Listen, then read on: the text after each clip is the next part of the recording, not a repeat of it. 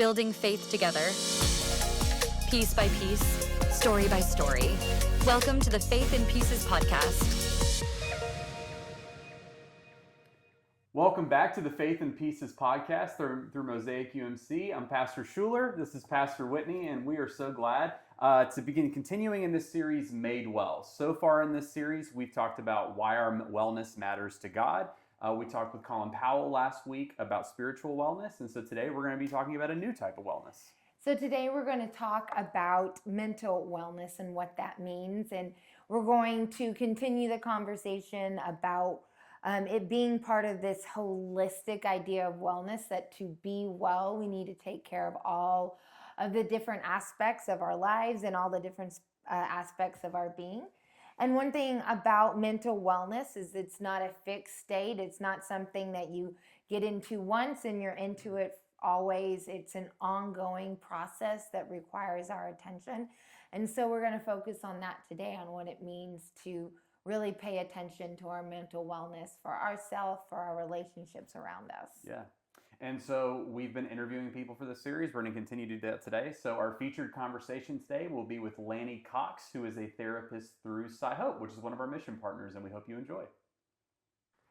Well, welcome, friends, back to Faith in Pieces. We are so excited to be able to talk with Lannie today, here with Spencer, his dog. So, Lannie, thank you so much for hopping on with us and having a conversation. Yeah, thanks for having me. I'm excited to talk to you guys. Yeah, so we're always excited to have new guests, but the first thing we really want to start with is just, tell us a little bit about yourself, maybe specifically about your journey as a therapist and how you decided that this was the career path you wanted to take. Sure. I think this is career path number 3 for me, Okay. but I'm a licensed professional counselor supervisor in Texas, and I started out, I had a 15-year career in public relations and marketing, which seems like a weird path to get to counseling, but I think what I kept liking is eventually I was a manager, and what I really loved was coaching. I really loved connecting with people, and I transitioned out of that actually into Christian ministry, and then as I was doing that, I really just was looking for better ways to help people, and I got on the track of getting a master's degree in counseling, and then I still do Christian ministry non-professionally, but spend most of my time doing counseling, and it's been great. I think it's been really neat to just find people where they're at and just help people get unstuck and find hope. We're Hope Counseling, so I feel like a lot of what we're doing is helping people unearth hope for themselves. So Yeah, that's awesome. Do you have a specific area that you specialize in? yeah, so in one way I see, basically me personally, I see anybody that's basically 10 years and older, but I think around my counseling center, I'm definitely known as a couples person. I've helped a lot of couples and families just that are sometimes in crisis, sometimes just stressed or stuck. I've helped a lot of people with anxiety, depression in individuals and things like that. And then I've actually, over the last few years, done a lot of work with middle schoolers and high schoolers in social skills, doing some groups and things like that, which I feel like, speaking of giving people hope, if you're a teenager and having challenges with social skills, if you can grow a little bit in that, there's a lot of hope that comes with that. Yeah, So, for sure. Yeah. Well, that's awesome, and we're really excited to talk with you more. Specifically, just it's always great to sit down with people who are like licensed professionals in these areas that intersect so much with who we are as people, but also as Christians too. sure, So, absolutely. we talked on Sunday, or Whitney preached on Sunday about mental wellness, and so when you work with individuals, couples, students, families, how would you define mental wellness? It's a really good question, and I think honestly, answering it has a lot to do with why do people, seek help from a friend, from a pastor, from a professional counselor, and we could Google it right now. We could get on ChatGPT and ask, "What's the definition of mental wellness?" Right. And maybe we all did that right beforehand, but I think it has to be more of an internal test, right? And one of the words that comes to mind is balance. Is my mental wellness, is my life, all the different pieces of my life, are they in balance? I think maybe Dr. Phil might have popularized this, but another question is my life working for me? Is what I'm doing working? I think, sometimes we're looking at our thoughts, our feelings, our behaviors. Do they all sync up? Are they in harmony? Or is there like a kind of a disharmony in something that just like what I believe what I feel, what I do these things match up? And I think one other thing I would say is, that we're really we're made up of kind of four major areas. There's the bio, our bodies, right? Like, how healthy am I? Am I getting good sleep? Am I getting plenty of water? How's my eating? How's my physical movement? Am I getting out in the sunshine occasionally? There's the psycho, and again, that sounds kind of funny when you say it, right? Right. But like the psychological, that's the Greek, yeah. But the psycho, right? That is the mind, right? Like, how is my health there? Like, that would be like a second thing to check, right? Is how are my emotions? How are my thoughts? Are they healthy, unhealthy? Is it feeling good? There's the social, our relationships. Church, that's your community, but that could be a roommate. That could be, if you're a couple, your partner, your spouse. Could be your children, your family. Could be your neighbors, your coworkers. I think we want to have a quick check on how am I doing socially. That can be a huge imbalance in our lives. And then I think the spiritual, and sometimes that's a little harder to put your finger on. How am I doing spiritually? You guys would be the experts on that. But I think all four, maybe, right? Yeah. We're all on a journey, right? Not add the pressure here. Yeah, I know, right? I didn't mean to put that on you, right? But I think all of us are trying to figure that out. But I think we can do a quick, and maybe in three of those arenas we're doing great, and like we get to the fourth one, and it's like, oh, yeah, that doesn't feel quite right. And that's where we may start to say, am I okay? Yeah. And I think, like, you breaking it down those four areas, like, the whole crux of this series is making sure that we can talk about each of these different wellnesses, right? Like, that's great. Because if we think about just wellness as one overarching thing, it can be really hard to identify, like, where am I struggling within that? But as we break it down, we can see, like, where those imbalances are, like, if you put it so well. Wow, I'm so glad you guys are doing that. People need that so much, and it's great just to have the conversation like we're having today, but we all need to be a part of that conversation. Right, and we're going to get to this later in the conversation too, but like, there is such a stigma around this too, Yeah. that we have to we Yes. have to remove as people. Yes. We're going to get to that here in a minute. I don't want to get too far ahead of ourselves. Good, yeah. When you are working with families, if you're working with couples, or you are just speaking with someone about mental wellness, how would you define how mental wellness is different from just not being mentally ill? Yeah, that's a good question. And I think, and we'll probably get into this, but I think the question you just asked is an obstacle to why people don't pick up the phone and call a counseling center sometimes, right? Like, I don't want to be, air quotes, if you're not watching, crazy. Yeah. I don't want to be mentally ill. Like, that's not me. I'm not, and they have some picture in their mind. I'm not that guy. I'm not her, right? And so, it can be as simple as it's just, it's not working for me. I'm not in balance. I'm too stressed. I can't break through some wall. By the way, I think one of the major things is just that I first talked about is they're just stuck. And so, but mental illness, if you think about it, people talk a lot about spectrums. Mental illness is just the degree of severity. If something is, clinical, like, and there are criteria, there's specific criteria that professionals, psychiatrists, psychologists, licensed professional counselors, LMFTs, we're trained to diagnose.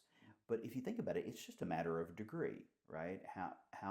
If you think about it, sometimes you have if you just think about your body, sometimes you have an upper respiratory virus. I just need to lay low for a few days.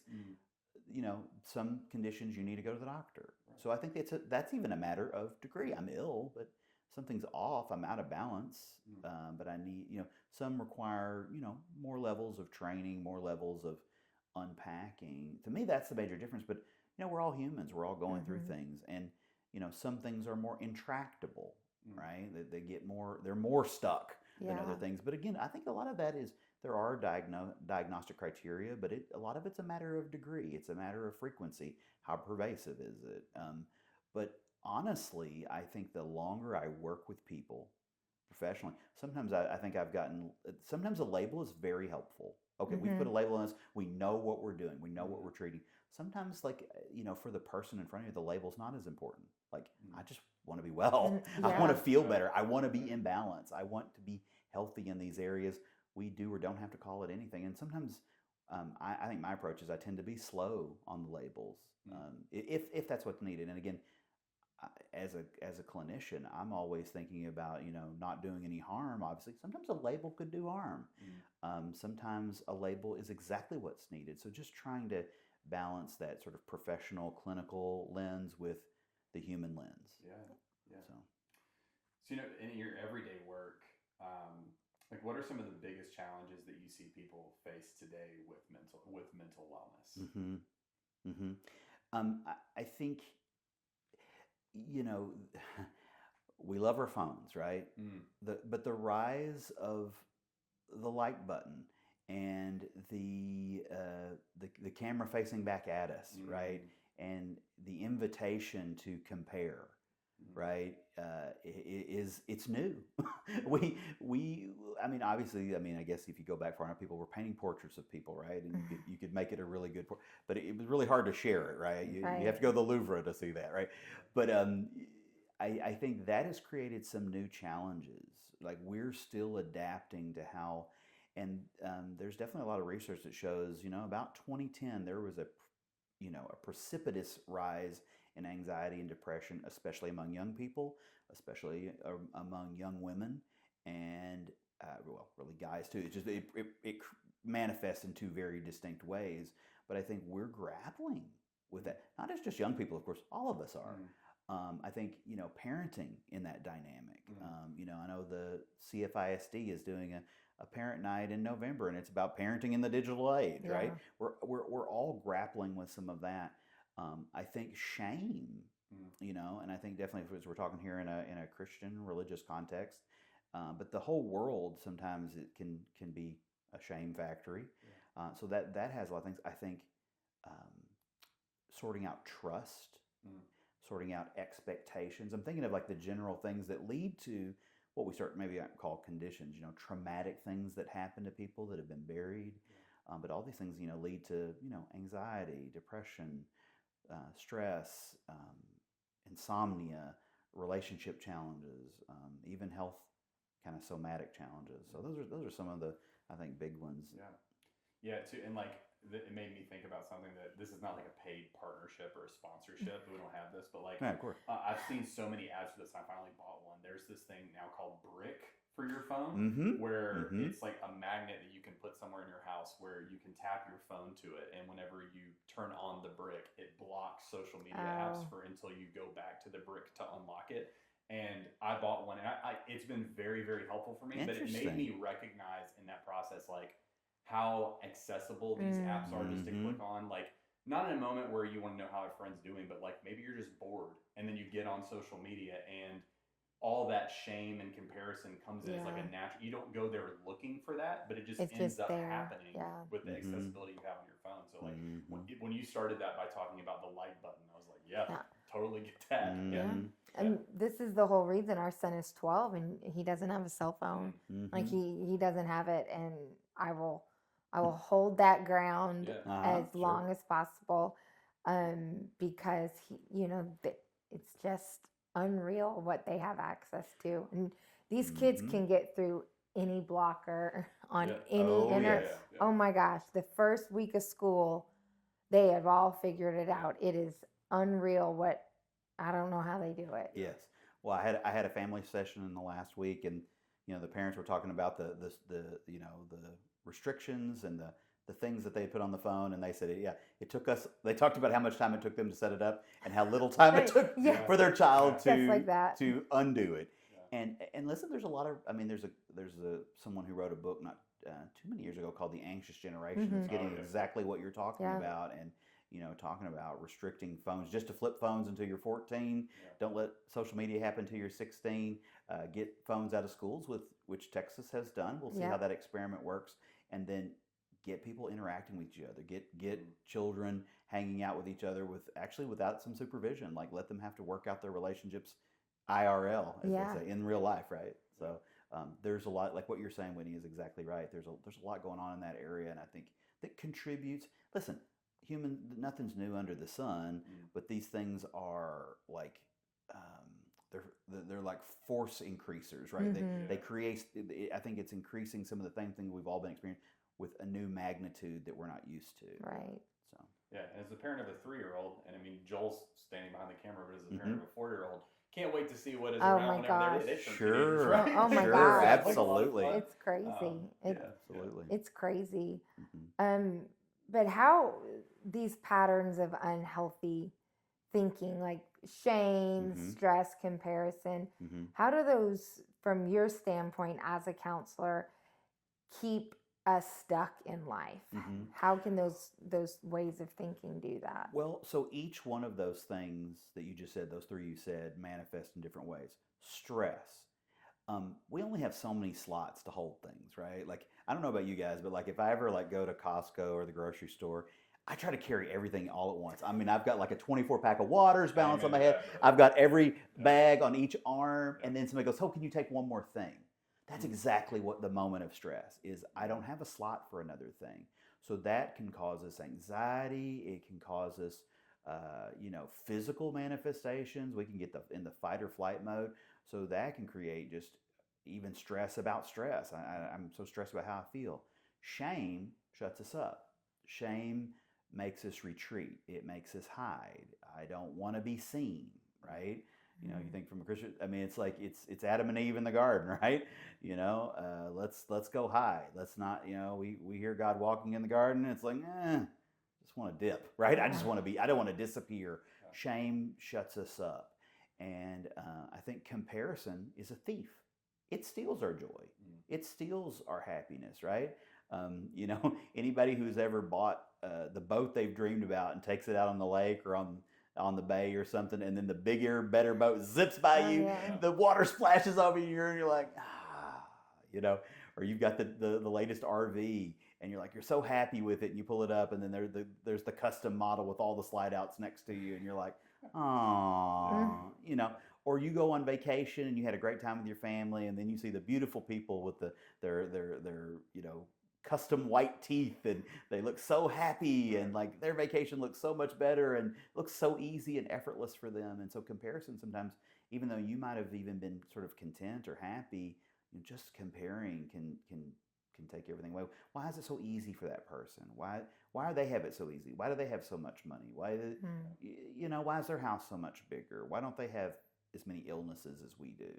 C.S. Lewis said that comparison is the thief of joy. Yeah, that's right. Like written everywhere Yes. in my life because of that. Yeah.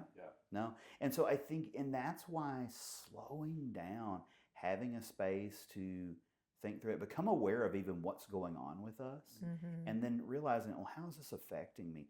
Our lives, and again, with the phones, we're so busy, we're so occupied. There's very little time for boredom these days, right? Right. If you're bored, if when I came to visit you guys, if you hadn't been there at the door, I'd have pulled my phone out and Right.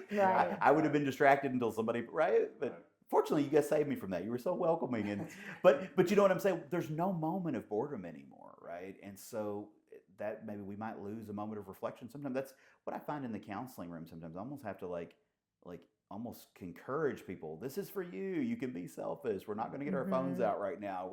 We're going to talk and connect and just slow down and go, what's going on? Why are you, I'm always like so happy to meet people. It's like, but I kind of always start at the same place. It's like, why'd you decide to reach out?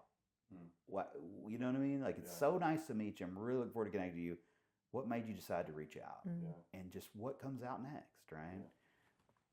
Oh, that's good. The comparison, when you were talking about it, reminded me of what my dad would do to us. I'm one of 6, and there were 5 girls. So, and we were always comparing ourselves to one another. Sure. And so my dad would definitely notice, and he would sit us down and do everything within his power to remind us of, we are who we are, they are who they are. He was very, very attuned to that, which with 5 girls, how could you be attuned to anything? And one boy, right. That was just something that my mom has said since then was one of the things he was most focused on with us girls, was that we didn't do that, that we knew how unique we each were. And you bring up a great point. Even, childhood, when we're attaching to people. I think if you look on the socials very much, you're going to hear people talking about attachment and the different attachment styles now. Those have a wide-ranging effect in our later lives. Like what happened with our attachments when we were young. A lot of times we're still maybe using not that great. If you want to sound smart, you might say maladaptive coping mechanisms when you're young. But then we're older. We have more power. We have more ability to make other choices, but yet we hold on to what helped us survive childhood. And in your case, you were sharing about a good attachment experience, but many people don't have that blessing, right? And so I think a lot of times it's sort of almost, at times, people have to reparent themselves or look at some of those things that happen, because we're really all born for connection. We're made to connect as humans with other people.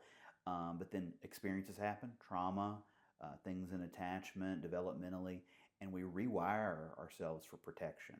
Like, oh wow, this world's not safe. Right. Bad things can happen. People I should have been able to trust weren't trustworthy, and so now I was an open book. I was ready to connect with the whole world, and now it's like all of those antennae I'm pulling back in. I've got to come up with a coping mechanism to protect myself.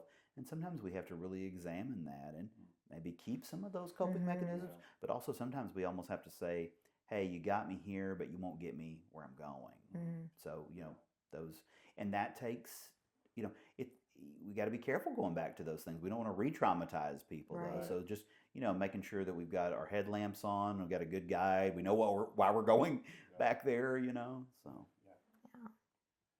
We'd love to talk to you too about like how these things, like how we talk about mental wellness, how that's connected to our faith specifically too. So, sure, absolutely. Like, where do you see like faith connecting with mental wellness? Right. Well, one word when I think about wellness that I like is resilience.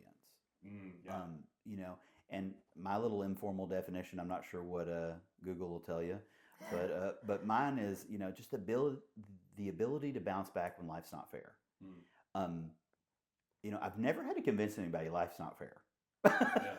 I've never had to take more than maybe a second or two to confirm we're all in agreement life's not fair. Not much of a counseling session is usually taken up with like, okay, life's not fair. And I think that the Bible does does a really good job of letting us know that even it rains on the just and the unjust, right? That life is not fair. It's not it's not balanced a certain way towards a certain. It's like we all do. So we need the ability to bounce back. I'm getting to your question. But connections. One of the key, I think, if there's a stool with 4 legs of getting to connection, I think it's healthy thoughts, healthy body. It's purpose and meaning, and it's connections that kind of make up resilience. And so I think a faith community offers a great deal of that, right? Being in a community might be a place of, hey, let's go for a walk together. Let's get moving, right? Or, hey, come over, or hey, you know something about food. Maybe I need to eat a little better. Healthy thoughts, somebody you can bounce things off. But definitely the other two that I said, a faith community can help you to find purpose and meaning, right? Find your strengths, your gifts. By the way, when you said wellness, I think that's another thing, is honestly learning our strengths, where we're good, what is working, and like throwing gasoline on that fire, because a lot of times we're really good at focusing on all the things we're terrible at, the things that do take from us, but we're not so good at seeing ourselves through a faith lens of what is good, with the strengths. And so I think finding purpose and meaning definitely happens a lot in a faith community. And also connections. I mean, that's sort of self-evident, right? But just, finding your place, whether that's like I don't know how you guys organize, but small groups, or you're finding a place in the body where you fit in. I think that's a huge part of, facing the unfairness, the darkness of this world, is the connections, the meaning, the purpose. Yeah. Yeah, and something you said whenever you brought up the word resiliency, it made me think, I'm a part, and I know Whitney's a part of one of these groups too, but there's a group that we belong to called Advancing Pastoral Leadership, where you meet with certain pastors for like a 5-6 year period, and you go through different sessions about, increasing your ability to lead as a pastor. And like some of these sessions are very like how to run a capital campaign, like very specific in pastoral ministry. But near the end of that whole program, you get the opportunity to create what you want to talk about and what you want to study together. And one of the people in our group recommended resiliency, and all of us at first scoffed at that. We're like, we don't want to spend a week doing that, right? Right. We ended up doing it. We went to Arkansas to do it, and when we left, every single pastor in that space said, like, this was the content that I needed right now at this point in ministry. So I think, like, for me, that was very eye-opening, because if it's a group of all these different, very highly skilled pastors coming together, and we are not gathered to talk about something like very specific to ministry responsibilities, but gathered to talk about resiliency and like how we maintain our wellness together, if that is that important for a group of people who commit their lives and are like, this is their vocation in life to be a pastor, if it's that important to that group, it's so important to all of us that we understand like how our faith can impact our resiliency and mental wellness, and make sure that we stay connected and strong in this resource. Yeah, that's good. I think really good. That word was one that like I had rarely ever used in church before that meeting, and then after that, like I try to use it all the time because I think it's so important for us. So yeah, that's great. Well, and then you think you're giving to someone else, you really, it's very difficult to pour from an empty vessel. You know, if you're flattened, it's hard to help someone else bounce back, right? If you're already deflated and you know, you're having to put your time, treasure, and talent into somebody else, it's difficult if it's not there. If it's not getting, and especially if you're giving it away, that you're getting refilled. You know? So that's for sure. I'm really encouraged to hear that level of focus on that. I'm sure that was great. You touched on church communities. So in those church communities, how can they become a place of renewal rather than judgment when it comes to mental health struggles of its members or its guests? Yeah, and what's that author's name? Peter Cicero has written a whole series of books on basically emotionally healthy ... Right? You know the spirituality. Right, their spirituality, discipleship, relationship, you know, parenting, you know, whatever. Emotionally healthy PTAs. I don't know, you know how these things. But one of the things I think he touches on is like, what are some of the problems is in churches specifically, right? In that particular kind of community is like tolerance of emotional immaturity. And like that, and especially obviously, I think that finger a lot of times is pointed at everybody, but it's also especially at those of influence, people who are leaders, right? And so so often I think, you know, Christians with good intentions can be like, well, I'm not nothing should bother me. I should have no buttons, right? Nothing, you know, I should just be nice all the time. Yet, you know, if you get into Scripture, it's full of humans. Then they have all the rainbow of emotions, right? And so just this idea of in the community, it's, you know, why does the Bible talk so much about how to restore hurt relationships, right? Like, you know, hey, you know, you think church, church is really, hey, leave your gift at the altar if you know someone has got something against you, right? Matthew 18, hey, if somebody has sins against you, go to them, get help, get a few others. That's about relationships. And I think so often we just think, I'm not mad. I'm not sad. How could I be sad? I have faith. You know, I'm not grieving. You know, they're in a better place. We almost push the emotions away rather than embracing them. And I think, you know, you can start at the top. You know, Jesus in the garden, it's so easy to focus on, you know, him pouring out his heart to God for 3 hours, right? But then he goes to his closest relationships and he's talking about, hey, my heart is overwhelmed with sorrow to the point of death. I need you guys. Of course, they were sleeping. People don't always show up for you, right? But just that emotional ability to just be vulnerable. It's so hard. And sometimes in church, I mean, there's a fear of like, I might have to tell you I'm not perfect. I haven't met the ideal. And you'd think, hey, this is a grace-filled community. But sometimes that's difficult, right? Maybe there isn't the maturity there. Maybe someone you encounter is on their own journey, right? And so that's so I think creating a space, you know, I think, you know, even if you think of passages like Galatians 6 where it talks about, hey, if somebody's caught in a sin, restore them gently. Just a biblical study of the word gentle, that, hey, when someone comes with what's raw, their emotions, just cultivating the ability to approach that gently, validating. Like, hey, we're all in this together. We will figure this out. I don't know exactly where we're going. You know, even being able to be real. Hey, what you said just surprised me. You caught me off Right. guard. Yeah. I didn't see that coming. I didn't expect you to say that. Right. Right. But I love you. We're gonna work through this. Yeah. You know. And you know, I mean, if you think about it, it gets down to the golden rule: treat people how you want to be treated. If you've got something really raw and vulnerable, how do you want to be received? Right. You know, but that's hard, especially when you're in a community full of imperfect people and people who are all on a different maturity journey. Yeah. That was a long answer to No, a short no, question. no. You awoke something in me. I can't count the number of times where I've had conversations as a pastor where somebody's come to my office to have a hard conversation, either about something between me and that person or something just at church, and have started with the phrase, "I'm really sorry, but," Yeah. and then enters into it. And like every time that somebody apologizes before we get to that point, I want to say, like, don't say that you're sorry for feeling, right? Like that is That's part right. of like who we are as humans, is to feel things. And by having conversation with one another, that's Right. where true like reconciliation and conversation and So healing true. begins. Yeah. And so so anyways, this is like a message to all of you watching. Like if you want to have a hard conversation, you need to talk about something deep, and you come to my office and you say, "I'm sorry," I'm going to cut you off and Yeah. say, "Don't apologize At for feeling." first, yeah. Well, and the word "but," I'm sorry, "but" is a tricky one. Yeah. But is like if you want to do a magic trick, Yeah. right? It's like, you know, it's like, hey Schuler, you know, I think you're awesome. I think everything, you know, and you're incredible. You're a great pastor. You're a great family and everything. But Right. and if I come up with something negative, you're a jerk. Yeah. Yeah.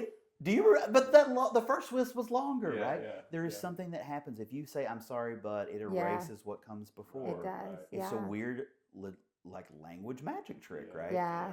And I think we're learning a lot as humans about, you know, apologies and shame and things like that. That so often, you know, we should really apologize for wrongdoing, not for, you know, not being perfect or not showing up in a certain way or having an emotion. And this again, that's back to that. I think growing in our just how do we deal with all these feelings, right? Right. So speaking of that, like when we talk about mental wellness, we've tried to be like really not cautious but intentional in this series to talk about specific like strategies or tools that we can use, right? Not just like preaching about it, but saying like here are some things that you can do to Yeah. think about each of these wellnesses.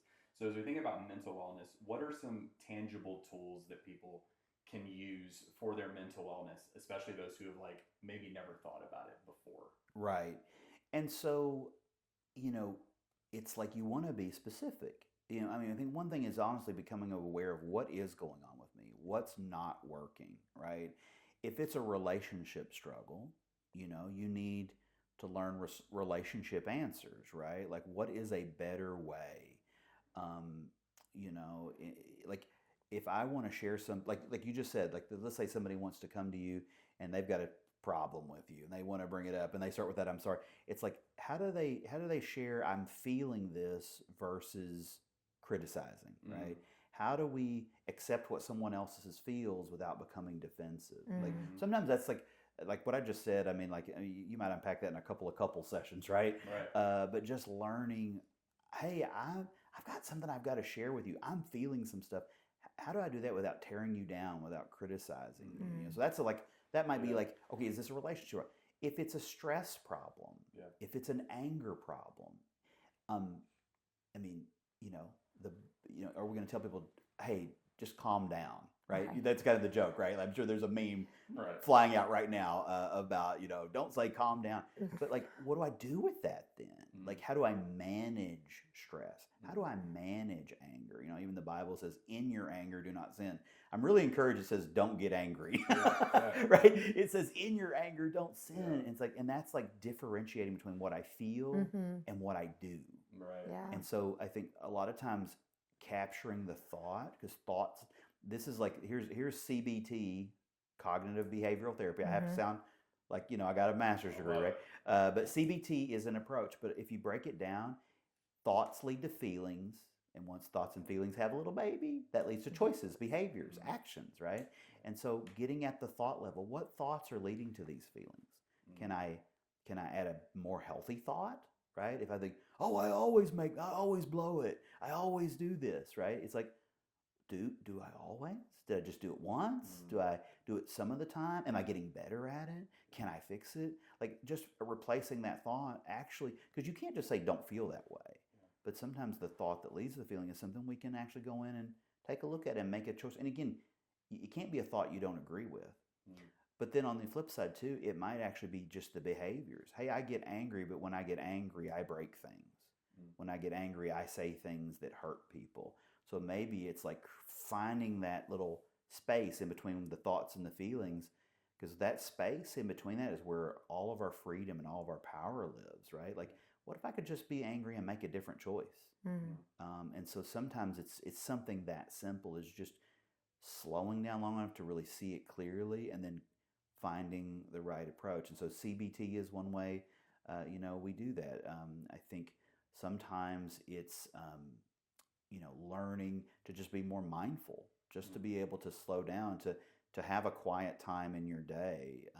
Even, if you think about it, reading scripture is a way to replace thoughts, right? Like, here are the thoughts I brought today. Okay, God, your way is better than my way. Let me see what you got here. Okay, you know what? That's going to be my thought for the day. Let's see how that helps. That can even be a marriage of sort of where, I think psychology and faith sort of come together, right? A lot of times psychology is just discovering things that are already in our ancient wisdom, right? But, and I think just not being too hasty to get to the fix, slowing down long enough to just go, what are we talking about here? We don't want to put a Band-Aid on a more serious wound. Is that kind of what you? It's like he's living in my head.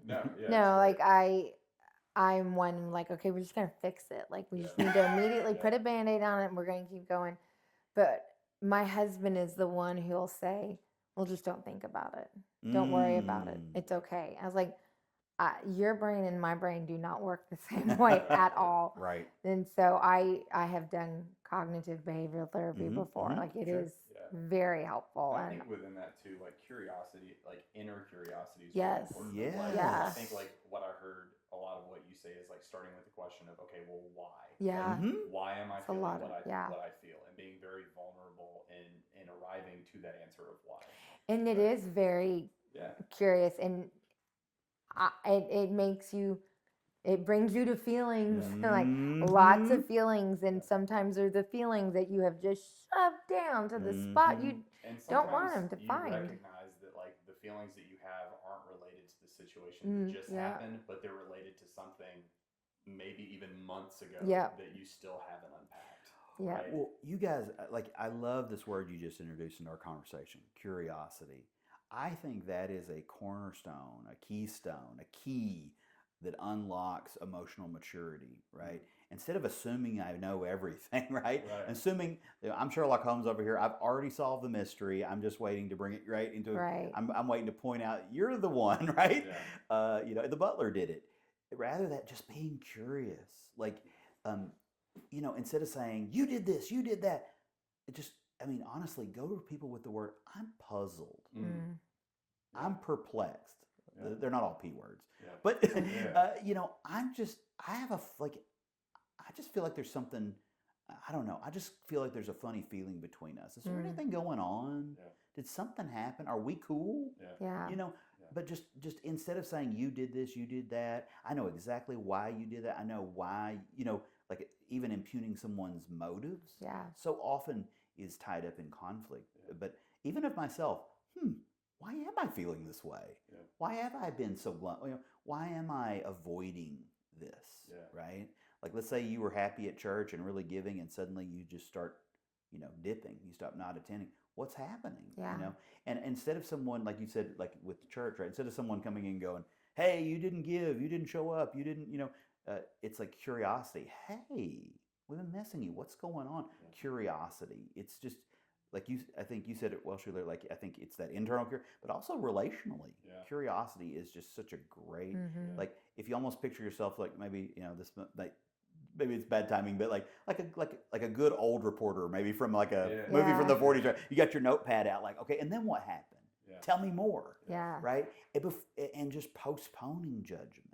Right? And slowing down and just being curious and just, like, I don't know, like if you think about being at the kitchen sink and you're squeezing all the water out of something. Like, you ever squeeze it and then somebody like with their just like gorilla hands go, they squeeze it and like, oh wow, there was so much more in there. Just keep going, tell me more. Anything else? What else? Did we get it all? Did you say everything you needed to say right now? It's amazing what might come out. It's scary because when you're curious, the challenge is not to take what you're hearing personally. Yeah. Big one with parenting, right? Yeah. I think with parenting, like if there's a mantra I've adopted and I talk to people about a lot is connect before you correct.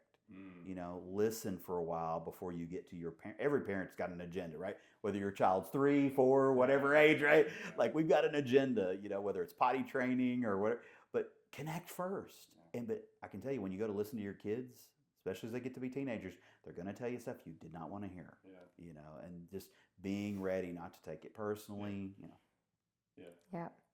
We're there. That's why I laughed, because you have a teenager. He's 12 and a half. So he just went, yeah. When you were talking, I have to share this real quick. When you were talking about Sherlock Holmes, it made me think of another movie detective, and it made me think of the new Knives Out movies with Daniel Craig. Right. He talks about like there's a donut hole that we have to find out, but then like later on in the movie he says, but what we didn't know is within that donut hole there is another hole. Right? So like it just kind of gets like that curiosity portion of like even when we think we identify it, there's still more. Curiosity There's more. that may lead us back to a greater point. And Whitney, I know when we get offline here, we're going to have to get him to do his Daniel Craig impression of that character. I heard it almost come out. Then he pulled it back though. I'm from South Carolina. So you can do it. I could nail it. Yeah, you could. We'll include that in the bonus. Right, that's definitely the director's cut. But yeah, I think you're really onto something though with that. And back to even when you said like a 12 and a half year old, like so this is back to counseling. Sometimes even just being aware of what's going on developmentally, because sometimes as parents, I mean, I talked to some parents this week, and they were hitting the panic button. And as we talked, what really probably came out is you were really good at the parenting part right before this developmental stage, and you've just been blindsided. Yeah. And like when I think about 11 and 12-year-olds, the number one thing I think about with developmentally is they are just now starting to decide, maybe I don't see the world exactly like mom and dad do. That's like about 11 is developmentally when they start to go. That's about when it started. Yep. You start to go, hey, they actually are starting to question. But guess what? That's developmental. Yeah. You didn't blow it. They're just being who they're supposed to be right there. But that takes a new set of skills, and definitely back to curiosity, listening, connect before you correct, all those things. Yeah. Lannie, we've really enjoyed our time with you. Good. Yeah, me too. I want to ask you just one more. Okay. For people who may be listening who are really feeling stuck in that old self, or feeling very stuck in this pattern of feeling unwell mentally and not really knowing where to go, feeling overwhelmed or discouraged in the whole process, what encouragement would you give to them? Like if you were talking specifically to somebody maybe driving right now or watching this during their lunch hour, what encouragement would you give to them? Well, when I go to work, I sit in a place called Hope Counseling. So hope is there, right? Yeah. But hope is not this nimbus sort of ethereal, like, it's just out there. Hope's out there somewhere. Hope is a very muscular thing, right? It's very real. It either is or it isn't, right? And I think there are elements to hope. There's the goal, like what am I hoping for? What do I want to get to? There is the path, like how do I actually get there? And then do I have the resources? Do I have the will? Do I have the support? Do I have whatever it takes to take that path to get to that place? That is something we build. And so I think if someone feels really stuck, there is probably some missing hope. Like I'm stuck and I don't, maybe most of us know the goal. I want to be happy, right? I want to get along with this person. I want to stop feeling so terrible. Like a lot of times that's maybe not always, but that's usually, but sometimes it's hard to figure out, okay, how would I get there? Of course, I want to do that. I want to have joy in my life, but how in the world, how do I go? So it might be, being a cartographer, what's the road map to get there, or I guess not maps anymore, right? Okay, what's the ways? I put the destination in, what's the turn-by-turn directions? What's the way to get there? But then, okay, what resources do I need? What are my strengths or what are my obstacles? And so I just think, like, if you're sitting there right now feeling that, just know there is help. And counseling's one way, right? It's a way that I think is really important. I would tell people, like, you're not weird to reach out. I guarantee. I hope when you come in the waiting room, you don't see someone but it wouldn't be surprising because a lot of people, people you wouldn't think, people that have, all the toys, all the money, all the fame, all that, they need a place. And so if you're stuck, I just would say, hey, reach out to someone. Obviously, we have a great team at Sci-Hope Counseling. We've got people that are great with kids. I mean, we see people from 3 and up. We have play therapy. There's so many things we do. But I mean, going to you guys, start a conversation with someone. Go to someone you trust, even someone you trust a little. Just give them, don't give them more than what you trust them, but just what they trust. What do you think? Can you help me with? And I will tell you one thing, and all the research shows this, is people feel better when they just pick up the phone and say, I need help. They already feel a little better because they've done something. If you're stuck right now, do something. They climb that first hill. Yeah, that's right. Like recognizing and then saying out loud. And if it's like, if you're, are you a 1 or a 10? And they say I'm a 1. I don't like. I think that the answer is not how do you get to 10. It's how do you get to 2. Right, one step at a time. Yeah. And so if you're at a 1, like, hey, there's nowhere to go but up. And so I think just, building hope, creating hope, and knowing, hey, I don't have to get to a 10 today, but maybe I could get to a 2. Yeah. Maybe I get to a 1.3. Yeah. For sure. Yeah. Lannie, we've really enjoyed our time. Me Thank too. you so much. Thanks for making me think about this stuff, because Yeah. we're all Thank you trying so to figure much. this out. So Yeah. Yes. great being with you guys. Awesome. Thank you so much. Thank you. We really enjoyed that conversation with Lannie as we talked about mental wellness. And so we're going to be continuing next week with a conversation on Our physical wellness. We understand again that it's holistic. Our wellness involves every part of us, and our physical bodies is a huge part of something that we want to make sure we are keeping well and is in wellness with every part of us. So we hope that you join us next week as we look at what it means to have physical wellness. Yeah. And as always, just like, follow, and subscribe to the Faith in Pieces podcast. We're so glad to be having this conversation, glad that you're listening, and we look forward to seeing you next week.